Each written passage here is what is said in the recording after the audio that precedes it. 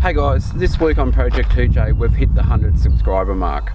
I just wanted to say to everyone, thank you from the bottom of my heart for thinking that what I'm doing is worthy of subscribing.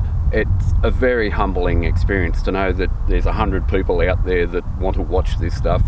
And to celebrate, just a small celebration, as any motoring enthusiast would, we've bought some new tyres.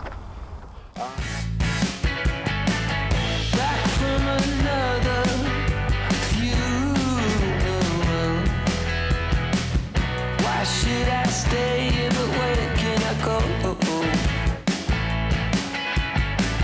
Do you still bother, or are you sick of it all? Why do you stay and nowhere to go?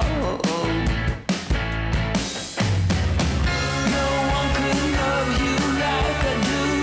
We're breaking up, we're breaking up. What kind of virus am I to you?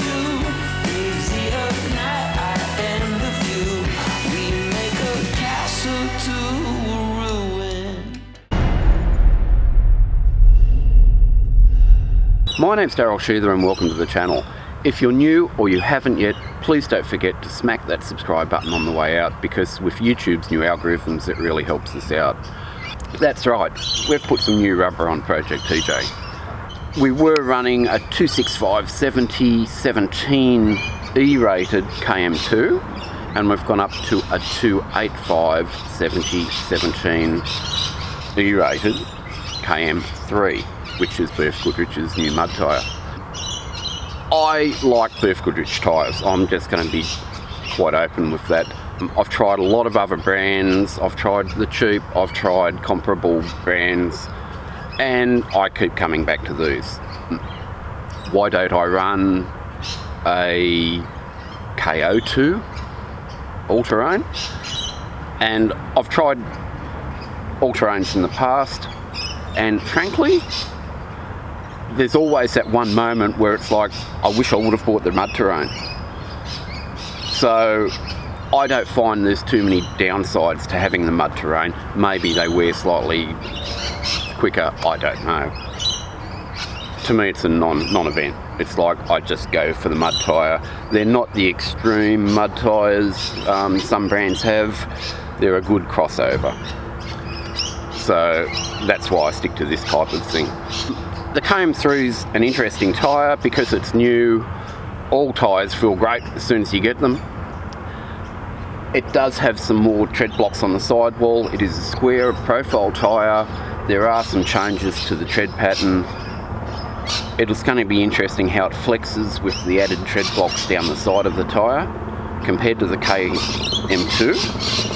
This is more on the jump from a 32-inch tyre, which they were 31.8 inches in diameter, to a 33-inch tyre, and these are 32.8 inches in diameter.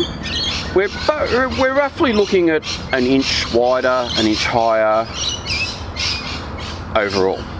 So an inch wider tread, an inch wider overall, an inch higher. It's been an interesting transition, and I've left it for a week before I make any videos or the like to get my head around it. Previously on at my last TJ, I just went straight to 33s. So that's just how it was. The gearing was done, it was all done at the one time. With this, because we're jumping from a fairly basic build, where it was all just simple bolt-on parts, and we're now upgrading, I'm seeing the differences of the upgrades. This has got standard gearing still, so it's 3.07 diff ratios, I think. With the 32s, with the 6-speed gearbox, I didn't use 6 gear a lot, but I really never felt the need to rush out and get the gearing done. Plenty of power, you know, it just felt like, okay, well, I've lost 6 gear, but if I run it like a 5-speed box, it's fine. Bolting these on, things changed, and I now feel the need to think about gearing. they're entirely livable day to day as they are, but the change over the 32s with regard to gearing has been quite large. There's also been a change with the way the car feels and drives. These are 10 pounds, so 5 kilo heavier than the 32s, each tyre. And the interesting thing is, in this size, in the KM2s, these were only 3 or 4 pound heavier. It might have been 3 pound heavier than the 32-inch KM2s. It's made a fair difference. The car feels a lot heavier. The added unsprung weight I'm noticing. And at first I didn't like it. I'm now used to it. It's seeming fine. But when I first drove down the road, it's like this car is not as lively and chuckable as what it used to be. All of a sudden it's feeling heavy. And the other difference was, which shocked me a little bit, was that I was going from an E-rated 32 to an E-rated 33. With the 32s, I used to run those at 32 PSI, and the ride quality was, I thought, very acceptable, didn't feel harsh, no one complained about it. These things at 32 PSI is like driving on rocks. It's like there's no suspension at all. It's atrocious. And I've got to get these things down to 26, 27, and for it to feel similar. So that's been interesting, seeing as they're both E-rated tyres. It's just one step up of size. Also now progressing into phase 2 of the build, where at this point the only lift we have on the vehicle is a 2.5-inch heavy-duty OME kit. With the 33s, if I was not to drive it off-road or just along a dirt road, I probably wouldn't look at doing anything else. They're not rubbing with the sway bar connected and the like on normal corrugated roads or around town. It's fine. The problem's going to come when I want to disconnect and they're just going to stuff themselves up into their guard. So we're going to have to do a small body lift maybe, and because we're now going to be doing other stuff like putting a slip yoke eliminator on the transfer case, I'm thinking that maybe we need to upgrade the suspension to a 3.5 or 4-inch suspension lift. So it gets exy when you make this jump to 33s, as far as I'm concerned, to do it properly anyway.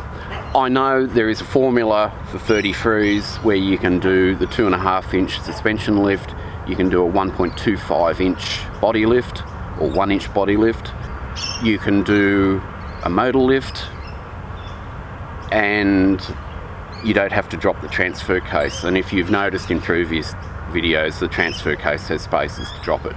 We will be doing a slip yoke eliminator, we will be doing adjustable arms, but this is how we're progressing down the track. So that's where we are at the moment. It does look better with the 33s. It drove better with the 32s, and that's just blatantly obvious. Although after a week of living with it, I'm now used to it. I'd have no issues at this point of time, but it did drive better with the 32s. It was a better car on road with the 32s. So make of that what you will. The KM3s at this point, I think they're a fine tyre.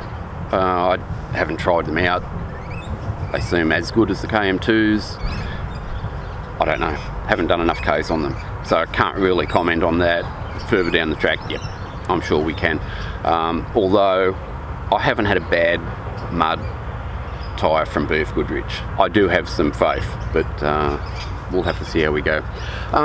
With the 6-inch flares, we do get a little bit of sidewall bulge outside of them, but it's pretty minimal. It's going to be interesting at rego time because they always seem to look down the side of the car here and make comment. The other update that I need to do on this is braking. braking isn't as good. I had a panic stop the other night and it was cross your fingers and hope this damn thing's going to stop. With the 32s, stopped okay. You know, Jeeps don't have the best standard brakes from factory, but stopped okay. This thing was, oh God, please stop. So yeah, the unsprung weight has made a fair bit of difference. All of this stuff's upgradable. I'm sure, you know, throwing some cash at it, we can make it a whole lot better than what it is now. But these are the things that I've noticed from stepping up from the 32 to the 33 inch size. Make choices. I just notice a lot of guys immediately buy 2J, throw 33s on, and then complain about it. I think I know why now, because as a standard vehicle with 33s on, you're actually better off with a set of 32s. But anyway, at this point of time, that's a quick overview. I think the car looks great with a little bit more lift, look even better. But as I said, moving into phase 2 of the build, it's going to be an interesting journey. So stay with us. We've got a whole heap of stuff happening to this. I've got so many parts sitting at home, it's not funny. And that's it for now. So see you next time. Bye.